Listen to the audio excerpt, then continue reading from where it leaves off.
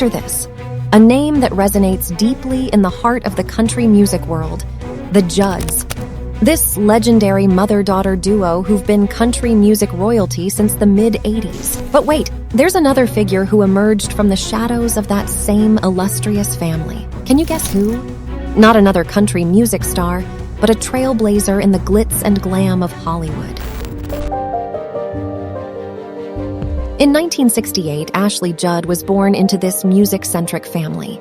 According to her film reference bio, she took a small part in the 1992 feature, Cuffs. But is that where it ends? Of course not.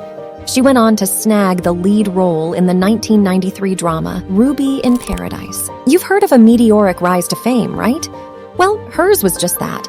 She dazzled critics and audiences alike, earning praise that was not easy to come by. But hold on, it gets even better. Remember the famed film critic Roger Ebert? He proclaimed that Judd had given one of the very best performances of the year. From there, it was only upwards for Judd as she graced the silver screens of such box office hits as Heat, A Time to Kill, Kiss the Girls, and Double Jeopardy. But remember, not all that glitters is gold. Can you imagine a hot Hollywood career suddenly turning cold? Well, that's precisely what happened to Judd in the late 90s. And the reason? A powerful Hollywood figure who allegedly sought to tarnish her reputation and thus her opportunities. But let's not get ahead of ourselves. The intrigue runs even deeper. The stunning Hollywood star we all came to adore was no stranger to pain and anguish. Her childhood, as she revealed, was anything but glamorous. It was marred by abuse and dysfunction, a far cry from the glitz of her later life. And guess what? In 2011, Judd came out with her memoir, All That Is Bitter and Sweet, revealing a heart-wrenching account of her childhood. During the World Congress Against Sexual Exploitation of Women and Girls in New Delhi in 2017, she spoke up about her past, admitting that she was sexually abused by an unnamed family member when she was just 7. But brace yourself, this wasn't the end of her ordeal. She went on to share that she experienced 2 instances of rape at the age of 14. Would you believe it? Judd, in an interview with Today, detailed how this abuse was all too typical within her dysfunctional family system. With famous musician parents who were wildly sexually inappropriate in front of her and her older half-sister, Winona Judd, her childhood was fraught with covert sexual abuse. Family drama didn't stop there. She found herself in the middle of a messy legal dispute with her half-sister, Winona. The National Enquirer reported that Ashley was awarded custody of Winona's daughter, Grace, following accusations of verbal abuse, pill-popping, and boozing. Can you imagine? In the midst of this tumult, Ashley discovered a wireless GPS tracking device hidden in her Mini Cooper. And who did she suspect? Winona. She revealed this in a since-deleted statement on her website, criticizing the media for their invasive coverage of the incident. Yet, even as an adult, Judd couldn't escape the repercussions of her traumatic past. Remember her brave disclosure about being a 3-time rape survivor? One of these assaults, she revealed at the 10th Annual Women in the World Summit in 2019, led to a pregnancy. And here's where her stance as a staunch pro-choice activist came into play. She underwent a safe and legal abortion, thankful that she didn't have to co-parent with her rapist. Picture this. You're invited to delve into a tale that unfolds like the script of a riveting Hollywood drama. A tale about an individual who has risen and fallen, battled inner demons, faced personal loss, and even dipped her toes into the tumultuous waters of politics. This is no fiction, but the extraordinary real-life journey of Ashley Judd. Let's peel back the curtain, shall we? Recall the shockwaves that reverberated through Hollywood in January 2013. A statement to People magazine from Ashley Judd and her then-husband of more than a decade, Dario Franchitti, abruptly announced the end of their marital journey. But was it a bitter end? Far from it. The couple insisted they would always be family and continue to cherish our relationship based on the special love, integrity, and respect we have always enjoyed. Could such a harmonious parting be possible? The answer became evident mere months later when Franchitti found himself in a horrifying airborne crash at the Grand Prix of Houston. Who was there by his side in spite of their recent separation? Ashley Judd, exhibiting a loyalty that spoke volumes. "I have only clothes on my back and the dogs, but that's all that we need and we are on our way," she tweeted, rushing to be at his side. It was a testament to the enduring bond they shared, a bond she later confirmed in an interview with Ladies' Home Journal via UPI. He'll always be my loved one. Can a separation ever be this wholesome? Apparently, yes. In the narrative of Ashley Judd's life, not all protagonists are human. Enter Shug, the emotional support dog who played a vital role in Judd's struggle with depression, a mental illness she first encountered as a child. In an interview with Nightline reported by ABC News, Judd confessed that while she could function without Shug and her other pets, their presence just adds to quality of life. How deep was this bond, you ask? In 2017, a heartbreaking announcement from Judd told us all we needed to know. Shug was getting ready to go to heaven, she informed people via the Daily Mail. 17 years of companionship had ended. Yet, even in death, Shug continued to impart wisdom.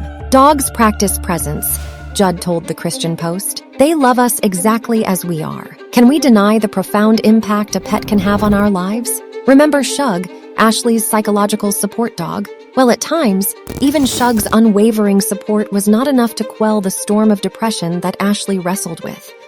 In 2005, Ashley sought professional help, checking into a treatment center in Texas to address isolation, codependency, and depression. A candid interview with Glamour magazine later revealed the gravity of her suffering. "I was in so much pain," she admitted. Can you imagine the weight of such a statement? Counselors at the facility pointed out the similarities between Ashley and her sister Winona's traumas. "You come from the same family, so you come from the same wound," they told her. Could these words trigger a turning point? They did, as Ashley's subsequent statement to Glamour proved. "I was unhappy, and now I'm happy. Now, even when I'm having a rough day, it's better than my best day before treatment." Does this not demonstrate the power of seeking help? In March 2013, Fox News reported that Judd was planning to challenge the long-standing Kentucky incumbent, Mitch McConnell, for a seat in the U.S. Senate. This rumor suggested a transition from Hollywood to politics. Could Judd navigate this starkly different realm? However, less than a month later, support from the state's Democratic establishment proved elusive. The verdict seemed unanimous. She was too Hollywood for Kentucky voters. HuffPost reported the skepticism and even opposition from Kentucky's Democrat stalwarts. Ultimately, Judd declared in a statement to USA Today, "Regretfully, I am currently unable to consider a campaign for the Senate." So was this political dream a lost cause? Picturing a backstage narrative swirling with tension, laced with perseverance and punctuated by defiance, one might be tempted to think of an Oscar-worthy script, but this isn't a work of fiction. It's the real-life saga of Hollywood veteran Ashley Judd. And in the spirit of full disclosure, this story is incomplete without viewing the video at the end. Curious? So let's pull back the curtain on a tale that has, until now, been hidden in the shadows of Tinseltown. Our tale begins in 2015, on a day that was meant to be all about college basketball. Judd, an ardent fan of the sport and a Kentucky native, was engrossed in the Southeastern Conference Championship game. Then, in a moment that would soon spiral out of control, she expressed her view on Twitter. Arkansas, she proclaimed, was playing dirty. This tweet, as harmless as it seemed, sparked an unsettling chain reaction. The tweet opened the floodgates of social media abuse. The vitriol was so intense that it would make a battle-hardened social media maven cringe. The Hollywood Reporter noted that the onslaught was unrelenting and overwhelming. You might wonder, can expressing a personal opinion in a public forum trigger such a reaction? To our collective dismay, the answer is a resounding yes. In a poignant essay for Mike, Judd opened up about the gender-based violence and misogyny that flooded her Twitter feed.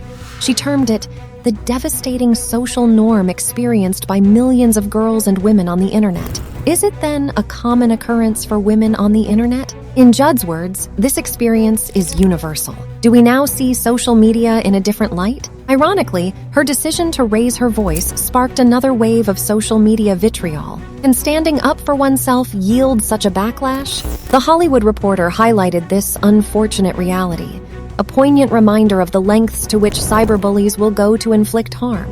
Now, turn your attention to the early 2010s. There was a noticeable change in Judd's appearance. An uncanny speculation was making rounds. According to Radar Online, It seemed like she had received a good dose of Botox in her forehead and fat injections in her cheeks. Could a change in appearance set tongues wagging to such an extent? Judd's representative, Cara Trapicchio, was quick to counter these speculations. She told E! News that Judd had been combating a severe sinus infection and flu. The change was due to medication, not plastic surgery. But is a celebrity's health none of our business? Judd's comeback was as compelling as it was revealing. She wrote an essay for the Daily Beast addressing the speculation, labeling the conversation as pointedly nasty, gendered, and misogynistic. Isn't it shocking that our curiosity can sometimes border on the malicious? The narrative takes a darker turn as we transition to 2015. In an interview with Variety, Judd recalled being sexually harassed by one of our industry's most famous, admired/reviled bosses while filming the 1997 thriller Kiss the Girls. She refrained from naming the predator, yet his tactics were all too familiar to many women in Hollywood. Does this not underline a grim reality of the film industry? 2 years later, in 2017, the predator's identity was revealed in Ronan Farrow's explosive exposé for The New Yorker. His name? Harvey Weinstein. Multiple women came forward to share their stories of being sexually harassed, assaulted, or even raped by this movie mogul. Judd was one of the first to confirm that the unnamed predator she had referenced earlier was indeed Weinstein, while speaking with the New York Times. She noted, "Women have been talking about Harvey amongst ourselves for a long time, and it's simply beyond time to have the conversation publicly." But Judd's ordeal didn't start with Weinstein. Shockingly, during her very first Hollywood audition, she was asked to take her shirt off. A request for nudity in an audition, doesn't that raise questions about the nature of such auditions? This incident fueled her decision to become one of the faces of Tarana Burke's #MeToo movement. Speaking at a panel discussion in 2018, she said, "I said, that isn't about our acting. That's about evaluating a pair of breasts." And the answer was not no, but hell no. These revelations had a ripple effect, leading to the surfacing of more stories about Weinstein's misconduct. Director Peter Jackson alleged that Judd's refusal to bend to Weinstein's advances cost her dearly. The Lord of the Rings director claimed to Stuff that he was advised against hiring Judd and fellow actor Mira Sorvino by Miramax. Did Weinstein's influence extend so far as to manipulate casting decisions? Jackson's revelations validated Judd's suspicion that Weinstein had intentionally hampered her career for her refusal to sleep with him. This realization gave her the strength to take Weinstein to court. An action taken against a powerful figure in Hollywood, doesn't this show an inspiring example of defiance? Whispered secrets, veiled accusations, shattered dreams, and a fight for justice in the face of monumental adversity? This is the story that lurks beneath the glamorous facade of Hollywood. Ashley Judd, acclaimed actress and human rights activist, is at the heart of this narrative, embroiled in a saga that has yet to reach its conclusion. Throughout this article, the various facets of this complex narrative will slowly unravel as we explore Judd's confrontation with an industry titan, her struggle for survival in a terrifying accident, and the tragic loss of her mother. For a fully immersive experience, we suggest watching the accompanying video to the end. Let's delve back to spring 2018. Picture Judd standing tall, legal documents in hand, ready to confront a man whose name sent shivers down the industry's spine. Harvey Weinstein, a titan of Tinseltown, yet beneath that polished exterior lay a murky history of intimidation and misconduct. Judd launched a lawsuit against Weinstein, alleging defamation and sexual harassment, as reported by ABC News.